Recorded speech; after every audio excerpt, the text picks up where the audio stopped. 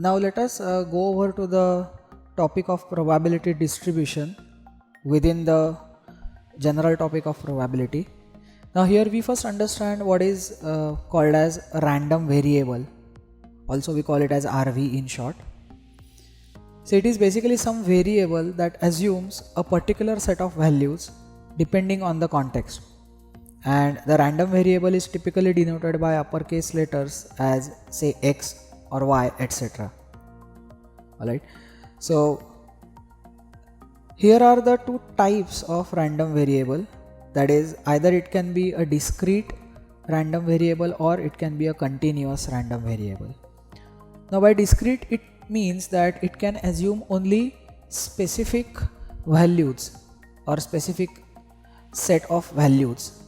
For example, suppose we consider that a die is thrown and we want to know what number is obtained on the top face, and if we denote that particular number as a random variable x, then in that case x will consist of values from 1, 2, 3 and so on up to 6.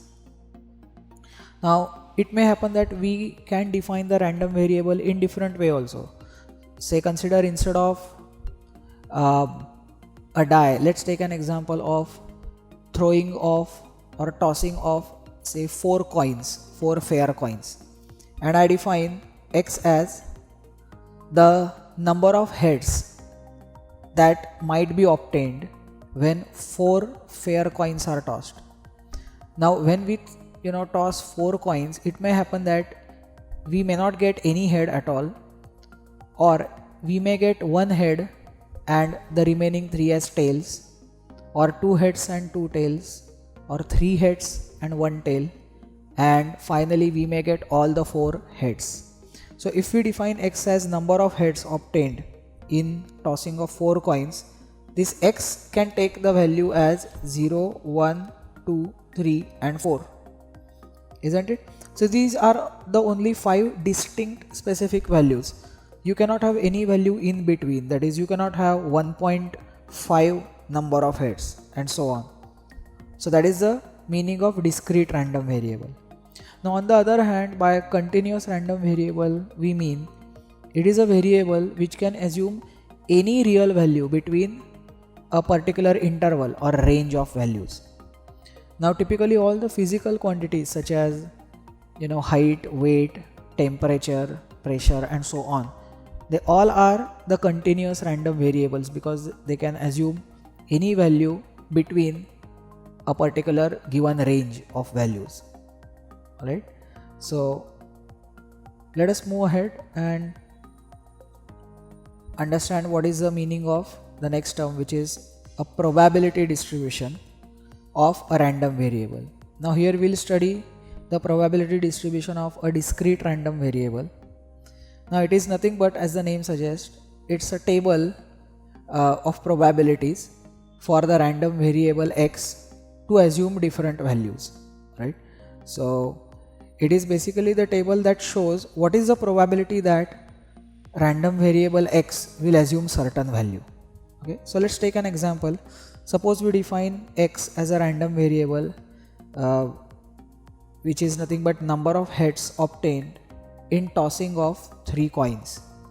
Now as we saw in the previous example, here the possible values of x could be 0, 1, 2 or 3, right? Now we know that to get 0 heads, that is no heads, we must have all the 3 tails. So that means it is only one outcome in which all the 3 tails are obtained. So therefore one outcome out of total 8 outcomes, as we know, because for each coin we have 2 possible outcomes. So therefore for 3 coins the total number of outcomes are 2 into 2 into 2, that is 8. So out of 8 outcomes there is only one outcome in which you will get exactly 0 head, that is no head. So therefore its probability is 1 by 8. Similarly on the other extreme, if you consider the number of heads as 3, alright, so for that also there is just single outcome in which all the 3 coins are giving us 3 heads, alright. So therefore its probability is also one outcome out of 8 outcomes, so that is 1 by 8. Now if we think of exactly one head to occur. Now we know that since there are 3 coins, that one head can occur on any one of those 3 coins, and the rest 2 will be the obviously nothing but tails. So that means now here we have 3 outcomes, each of which has exactly 1 heads. So therefore 3 outcomes out of 8 outcomes give us the probability as 3 by 8. And similarly we can deduce that for 2 heads also we have the same probability, because 2 heads is nothing but 1 tails, and heads and tails are just counterparts of each other. So therefore this is a way in which we find out what is called as a probability distribution of the random variable x. So once again it's very important to note that it all depends on how the random variable is defined. So if it is defined in a different way, then it may result in the different probability distribution. Okay.